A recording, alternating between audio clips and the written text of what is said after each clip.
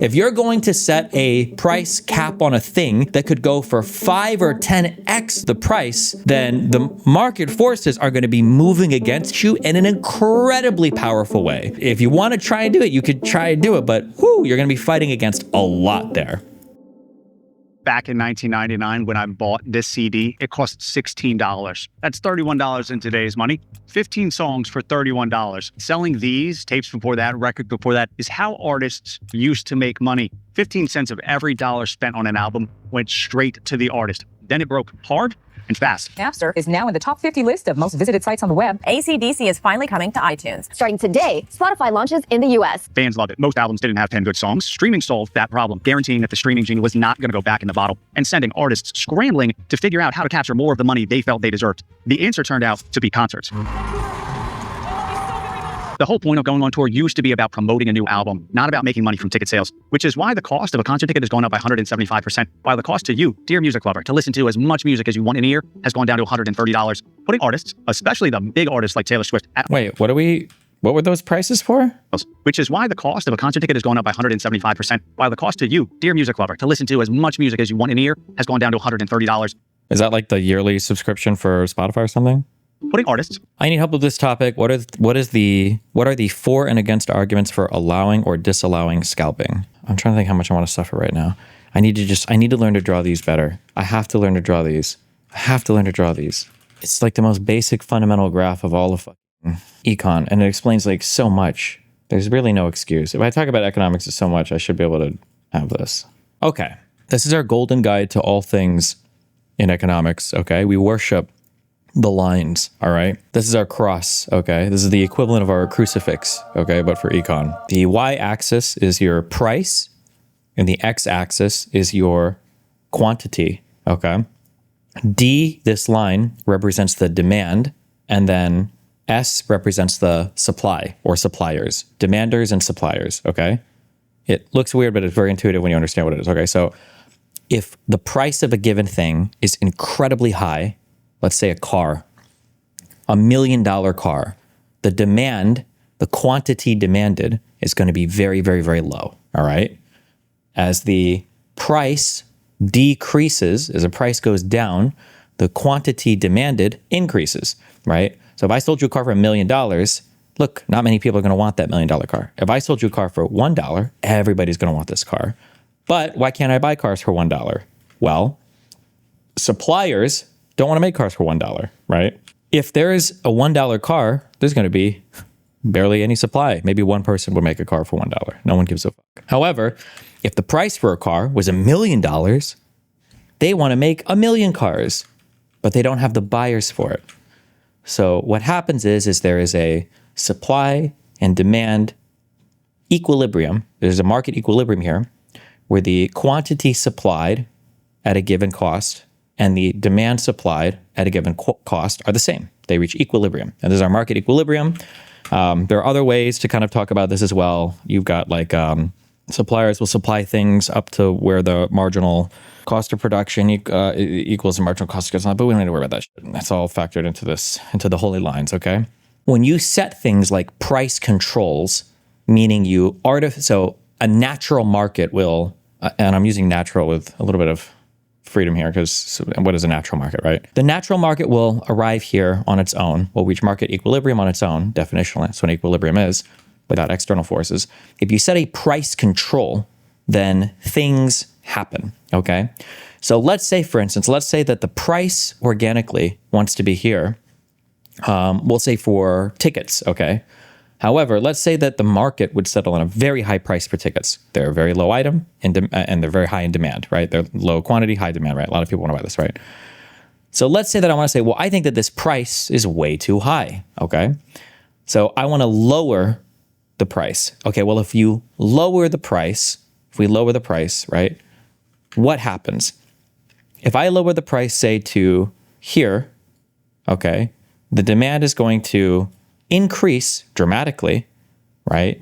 And suppliers' willingness to supply will decrease. But this is the part that I need to learn how to draw. There are market surpluses that are created for certain people, and I need to understand better how to draw that.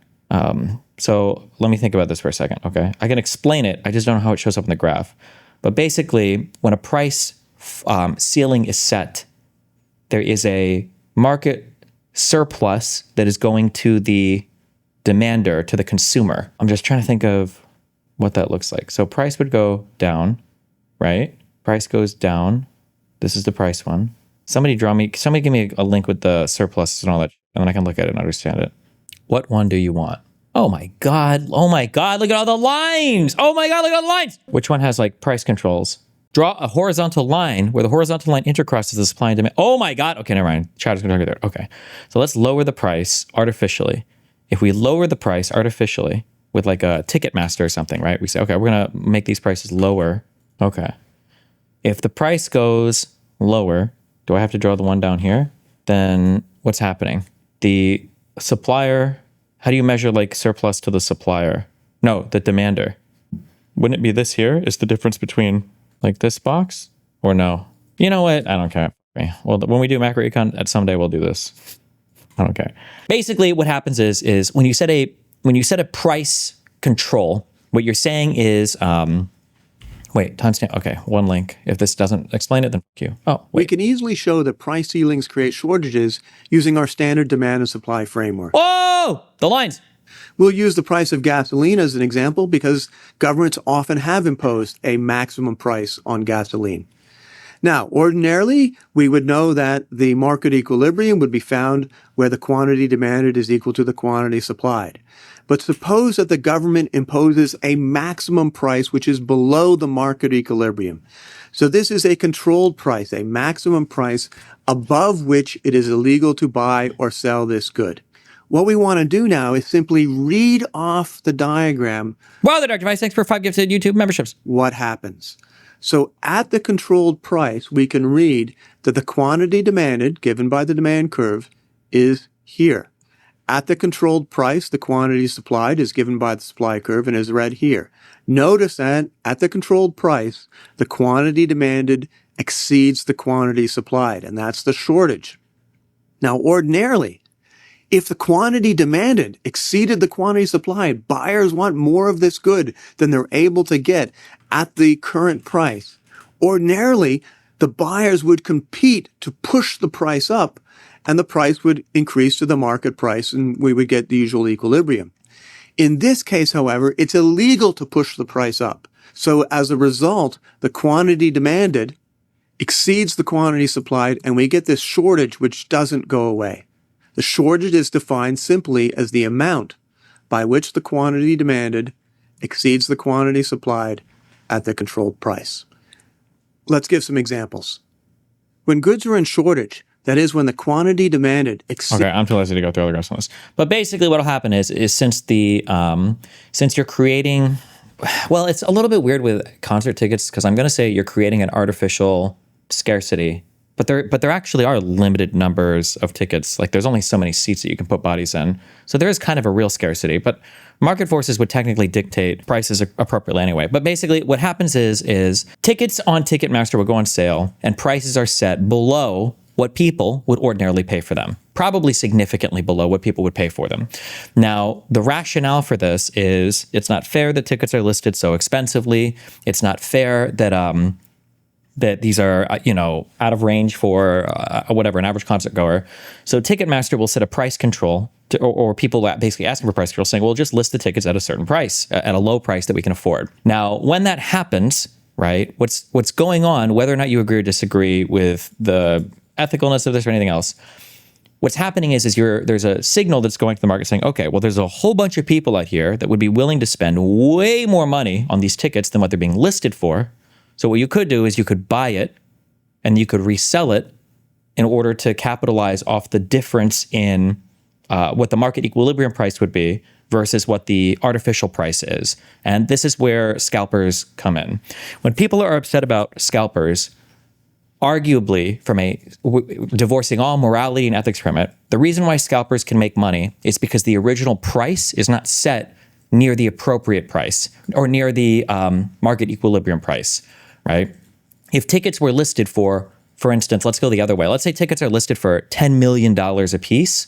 then there would be no scalpers. They probably wouldn't even sell all the tickets, right? Nobody would buy tickets, or one or two insanely rich people would buy tickets. And that's it. But if you artificially cap the cost of tickets and you make it very low, well, there's a lot of people with more money out there. It's like, well, hold on, wait, tickets were sold for $20 each and everybody bought one. I'll pay $40 for a ticket. That difference in demand, the difference in what the market equilibrium price would be versus the artificial price would be is where the scalpers come in. Now, people don't like scalpers because they feel like they deprive people that want to go to the concert of the ability to go to the concert. But the reality is that's not really true, because the people that are ultimately buying the tickets are also people who want to go see the concerts.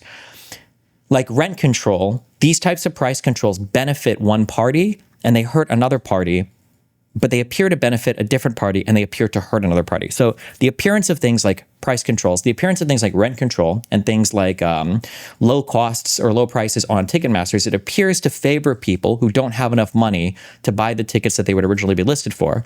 But the reality is they just favor the people that showed up first. That's it.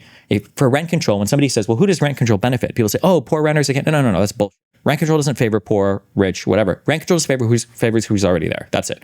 Rent control policies favor whoever is currently in the unit. As in unit, rent control helps you. And who does it hurt?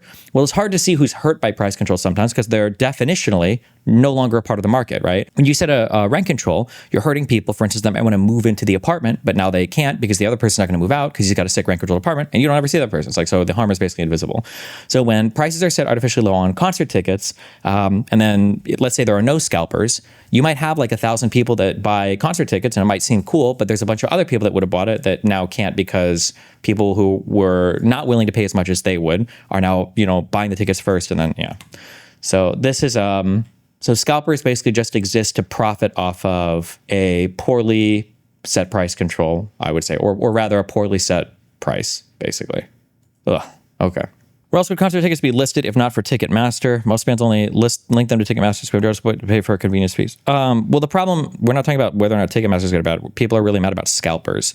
But the reason why scalpers exist is because the tickets should just probably be listed originally at a much, much, much higher price. But that just like feels bad to people, so people don't do it.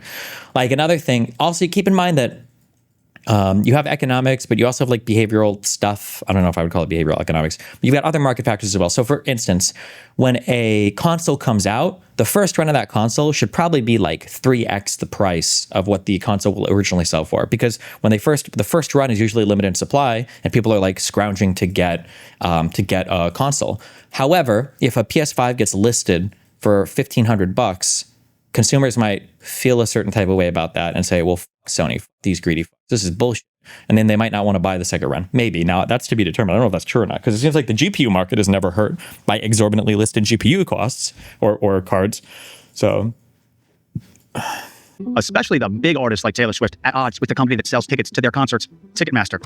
Stadium tours are not common. Not enough artists have enough fans to fill stadiums in every city in the country. So stadiums like this sit empty most of the year. Even here in Los Angeles, this stadium will have just 7 events in all of July. If you get a stadium tour... I have rent control. It's called a fixed rate mortgage. Good for you.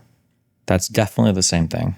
What do you say when people would argue then it would only be rich people who are able to go to concerts? I mean, I don't think that every single concert ticket would only be exclusively bought by only rich people. But the reality is that like concerts you're talking about like a super ultra luxury good.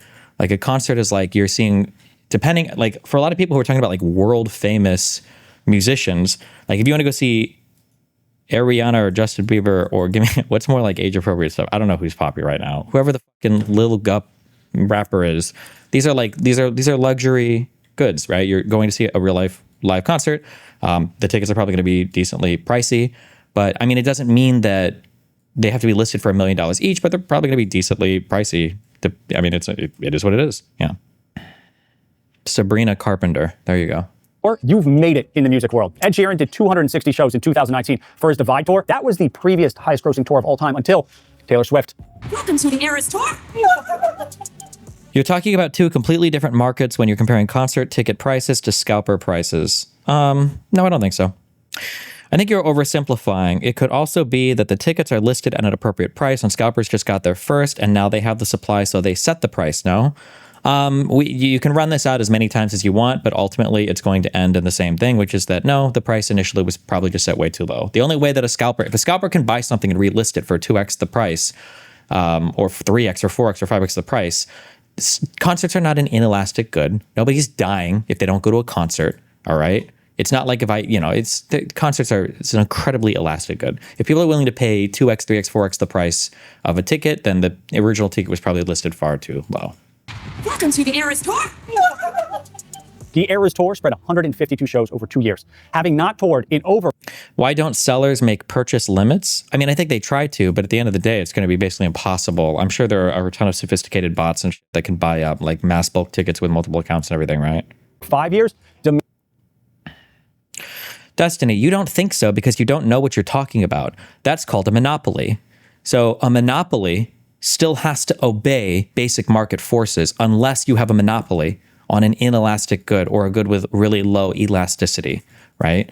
So you might be correct in saying that a monopoly could theoretically set prices higher than where the market equilibrium would go, but the overall amount of profit to be made is going to be much lower because you're probably cutting a lot of people out of the market, right? Like I have a monopoly on selling DGG subs, but I don't list all of my subs at $1 million each because I know that if I list it too high, nobody's going to subscribe at all, right? And to see her live and in person was absolutely off the charts. Tell me why I'm literally emotional. Swifties are out in force on social media. News anchors are giddy talking about it. Anyone can see the demand for this tour. So again, I'm sorry. I know this sounds mean. I know I have a left-leaning audience. I don't know what to say, but like Destiny, you're literally missing the point. They're selling it because they want the poorer/actual fans to go, and it's more fair to have first come, first serve. You answer my question. I'm sorry, but that's like a retard philosophy. Like that's cool if you want the world to be that way, but that's the equivalent of going out into the middle of Manhattan and pouring a bucket of money onto the ground and saying, I only want the homeless people to come by and pick up the $20 bills.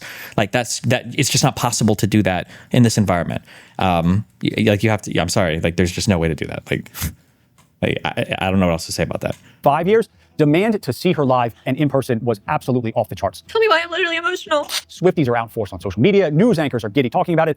Anyone can see the demand for this tour. Breaking pop star news. Taylor Swift just announced her Eras Tour. And then the big day comes, November 15th, 2022, 10 a.m.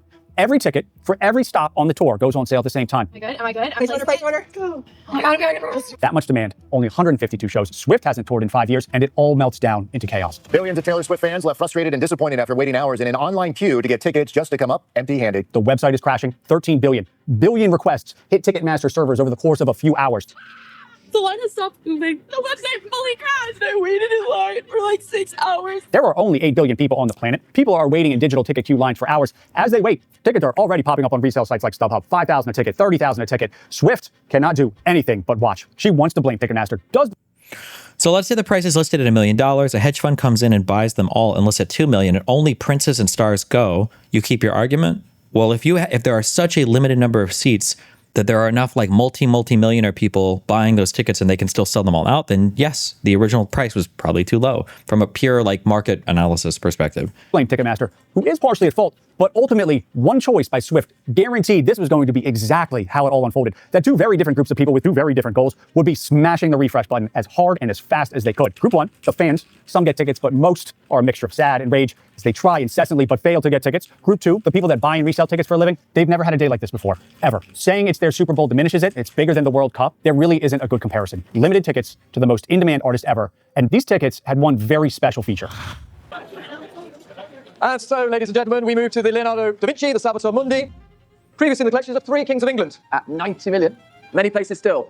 160 is bid back to Alex at 160 million. This wasn't just any auction. This was an auction for Da Vinci's Salvator Mundi. The Mona Lisa might be Leonardo da Vinci's most famous work, but the Salvator Mundi is in the real art world. In a monopoly, the overall rent would be lower, but the profit for the seller would still be higher if they can set the price above the equilibrium. Actually, I think in a traditional monopoly analysis, I think you might be correct in that. I don't know if it applies to this, though, because there's a weird world where, well, when we're talking about concert tickets, it's strange because there is like some scarcity limit that exists here, whereas in a traditional monopolized market, there's not really there's not like a real scarcity there, I guess. So I feel like it's a little bit different here. If you were to have empty seats, like the seats are already there, there's a better way to describe this economically. There is no, I think the word, maybe this makes sense. There is no marginal cost of production for a concert seat. The marginal cost of production is zero. So in that case, it doesn't make sense for even a monopoly to not sell every single seat because there's zero marginal cost of production. Is that correct? I think maybe. But if an artist really wanted to only allow poor people to go to their concerts, do you think they should be allowed to, like, means testing access to tickets or something rather than first come first serve? I mean, like, you can try and do that, but you're going to be pushing up against what all you have to do is recognize this is the number one failure of progressives, Democrats, even Republicans now, unfortunately. Okay, this is the only thing that you should. This is the only thing that you have to keep in mind. And if you ignore this, you honestly have no business talking about any of this ever, especially as a policymaker, okay? Market forces are real, okay? Market forces are real. And the further you get away from equilibrium price, the more extreme measures that you're going to have to take to prevent external players from capitalizing on the massive surpluses that you're creating for some groups of consumers. If you're going to set a price cap on a thing that could go for 5 or 10x the price, then the market forces are going to be moving against you in an incredibly powerful way. So that if you want to try and do it, you could try and do it, but you're going to be fighting against a lot there. 100 million is bid at 200 million. So many fakes of it have popped. Destiny, space is not free. You don't know what you are talking about. When you have a concert hall and there are 1,000 seats, the marginal cost of making 1,000 versus 1,500 seats available is incredibly low, is close to zero. Popped up over the decades that no one really knew if the original existed anymore. But then a potential original surfaced in 2005. At 315, are we all done now, Francois? $355 million is bid.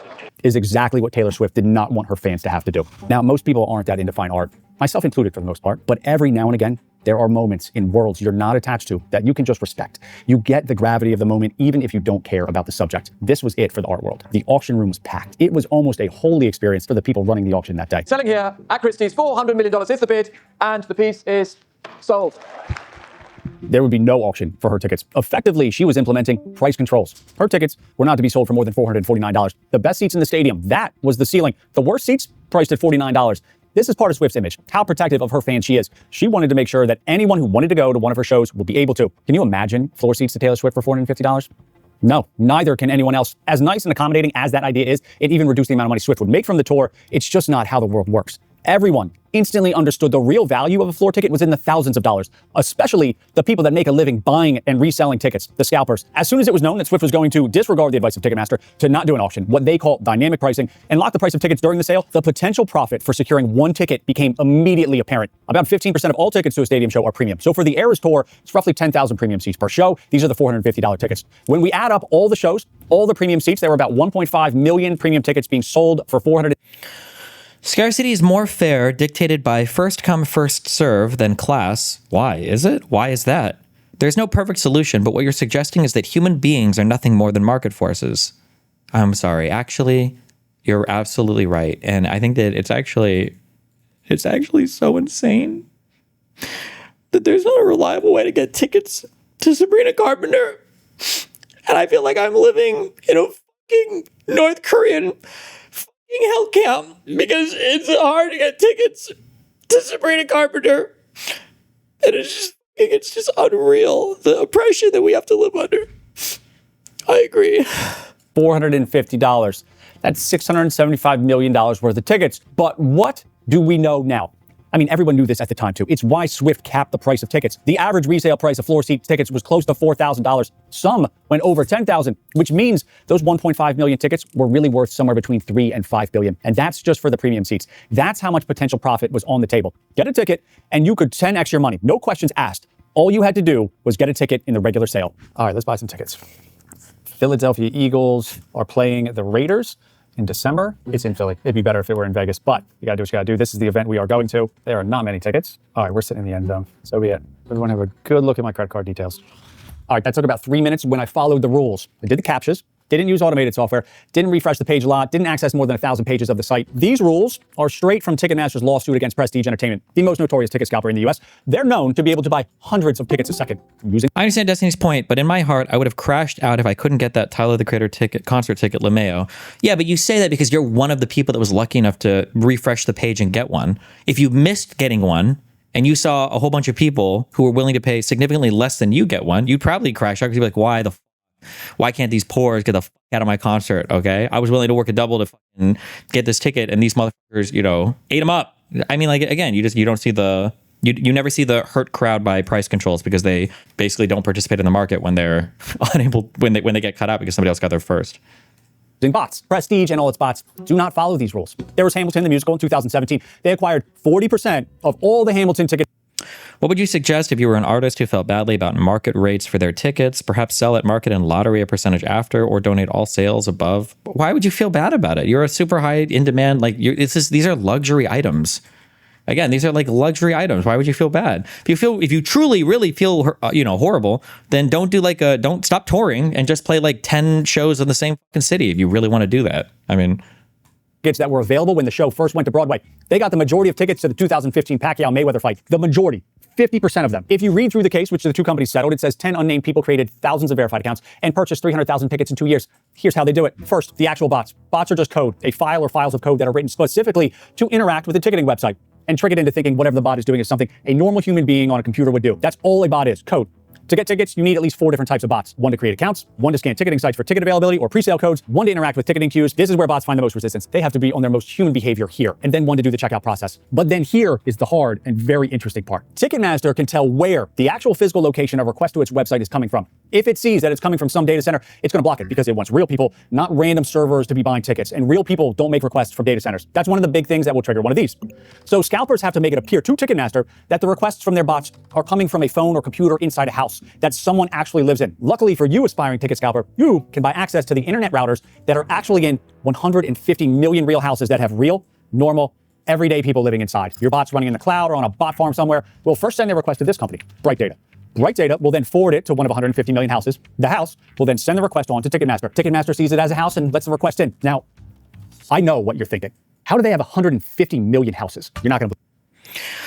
Here's the thing I don't understand. If they really want to stop scalpers and go against market forces, isn't an easier solution just to make the tickets untransferable and require an ID check at admittance? If a person is going to go as far as get a fake ID for a ticket, then I guess, yeah, I think some people, I'm trying to think at Madison Square Garden, do they do that? Did me and Melina have to show an ID with our tickets? I feel like our tickets were non-transferable. I could be wrong though. But I mean, that would be one way to stop it, sure. Believe this. You ready for this? Bright Data buys access to millions of houses from this company, Ola VPN. Ola VPN is what it sounds like, a VPN service. If you don't know what a VPN is, it tricks websites you're trying to visit into thinking you're in a different location than you actually are. So if you're in the US and you want, say, access to the French version of Netflix, you install Ola VPN. And when you make a request to Netflix, Ola... Destiny, I'm not anti-scalper, but as a musician, we care that every man being able to go see their favorite musicians. That's the community of music, just as you saw with Taylor Swift. That's fine. And I understand like musicians on average are more retarded than the average human being. But like basic physics and the reality that we live in dictate that once you reach a certain level of popularity, that's just not possible, right? If there are, 10 million people in a city that want to see Taylor Swift, that's unless you are going to go and perform at the top of the Statue of Liberty and have people all over the city. I don't even know how many people could view you from the top. Like, that's just not possible. That's impossible. I'm sorry, it sucks, but that's the reality. That's impossible. I don't know what else to say. But also, like, these are like the cream of the crop, like most popular musicians in the world. It's not like we're talking about like seeing local bands, sell out at a show or whatever. These are the most popular musicians in the world. The US, and you want, say, access to the French version of Netflix, you install Ola VPN, and when you make a request to Netflix, Ola routes the request to the computer of one of their other users in France, then onto Netflix, back to the user in France, then back to you. Netflix only saw the request coming from the computer in France, so it sends back the French version, which is what you see. That service Ola offers, it's completely free, as long as you consent to allowing them to route whatever other traffic they want to through your computer. Ola VPN then sells that, what you just consented to, allowing traffic to go through your computer, to companies like Prestige. In short, would you mind your show tickets getting scalped? If people were scalping my tickets, yeah, I wouldn't want that to happen. But if I saw that happening, then I would probably say, oh, I should have just listed these for a higher price. And then I would list the next tickets for more. Like, that would be the easy solution, right?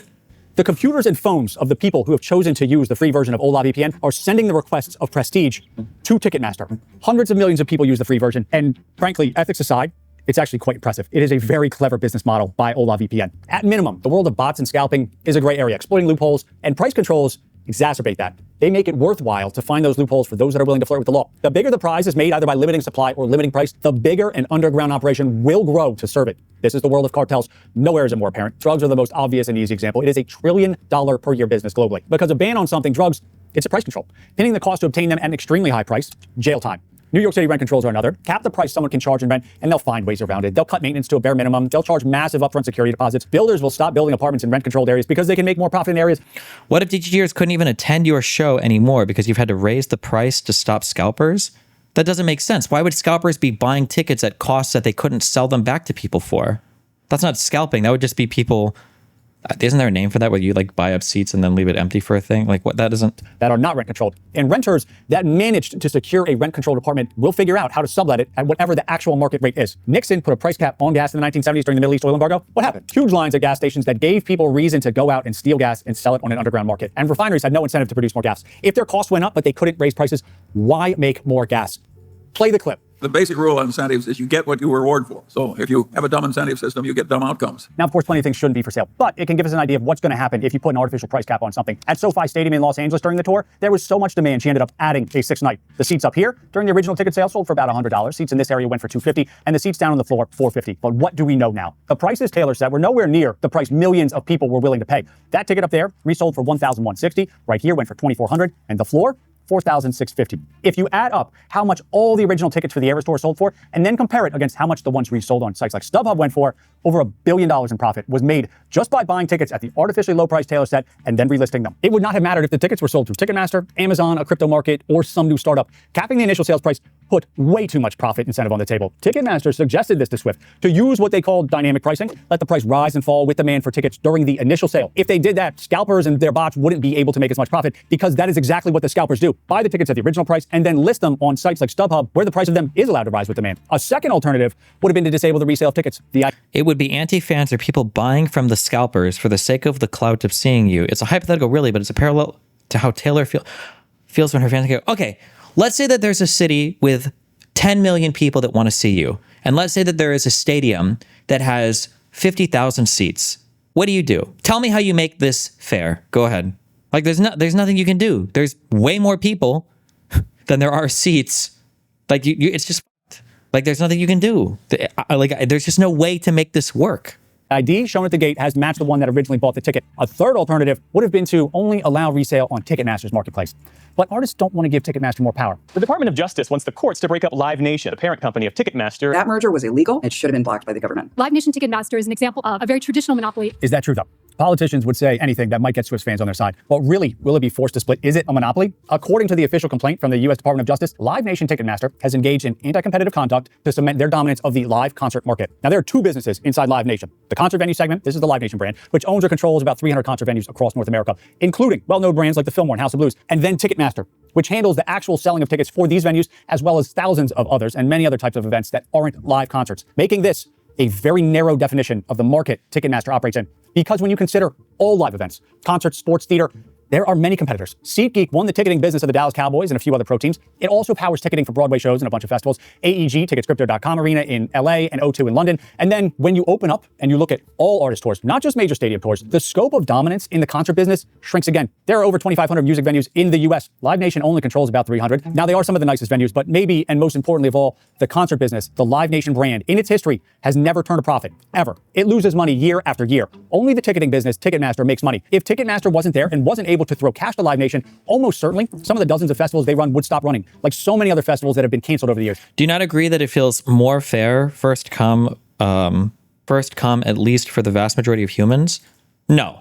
You think that because if you're one of the people who get there first and get a ticket, you might feel like, oh, this is fair. But if you're spamming F5 and then the page refreshes and they're sold out before you even get to type in your information, then no, you probably don't feel like that's very fair.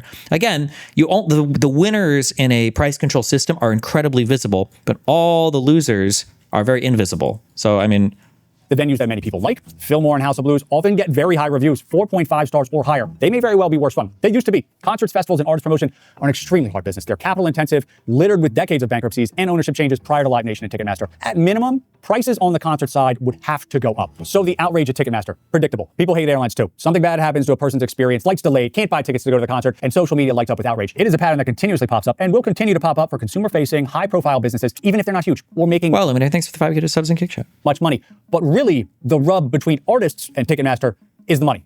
They don't like when scalpers buy their tickets low only to sell them high somewhere else. They see none of that profit. And artists really don't like the fees. And artists charge. It feels fair when you lose that ticket to a real fan that wants to see Taylor as much as I do. Who are you to say?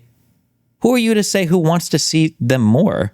Why if you have equivalently earned two people who are making the same amount of money, wouldn't the person who wants to pay more for the ticket want to see it more than the person who is willing to pay less for the ticket? Like, is that not the case? Like, you can scale to some extent, like how much somebody's willing to see something based on the amount of money they're willing to spend on it.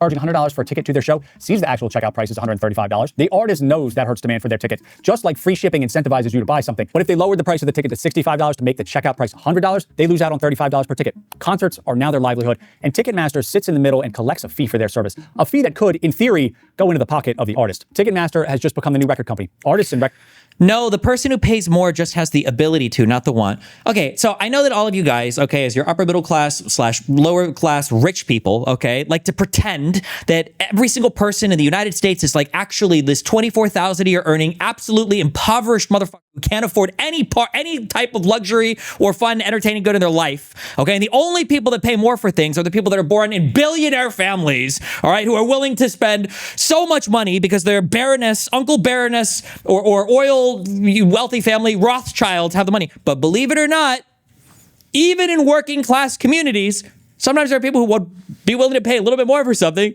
that they really want to see or they really want access to. Like, Jesus. Record companies really did not get along back when selling albums was their livelihood. So this tension between Ticketmaster and artists is probably not going to go anywhere. Will they be broken up? I don't know, but I think it's unlikely. The stock market definitely doesn't think they will be, and the betting markets don't either. But that is it, ladies and gentlemen. I've got to get back to my ticket scalping business. Business is absolutely booming. So thank you for watching. Hit that subscribe button, and I will catch you in the next video. See ya. So what is the solution, or is there even an issue with the current system? Maybe we start. There is no solution. This is a problem without a solution. Because what people want is people want to create a system where fairness is like arbitrarily issued, and it has to do with like the biggest fans who want to see some artist have the ability to over less big fans, but it's never people who are wealthy because they're never Taylor Swift fans. Taylor Swift fans are exclusively the blue collar working poor. So it has to be a system that randomly assigns tickets to the biggest poor fans of an artist, knowing that like 90% of the people who want to see them will never get to see them, but somehow all of those people need an equal chance to get. Couldn't you make tickets non-transferable by having people have to buy the ticket on a name? That's what I said. I feel like if you wanted to solve it that way, but apparently a ton of people in chat are like, no, you should be able to resell things that you buy. So I don't know. Good. Rich people aren't priced out of going. Poor people are. It's not like every single person that buys it is going to be a rich person, but yes, live concerts for top tier most famous artists in the world are probably going to be like massively overrepresented at the higher income classes. Yeah, welcome to all luxury goods ever. If you go onto the street and you see one guy driving a Kia and another guy driving a Lamborghini, the guy driving the Lamborghini is on average going to be making a lot more than the guy driving the Kia. Like that, yes,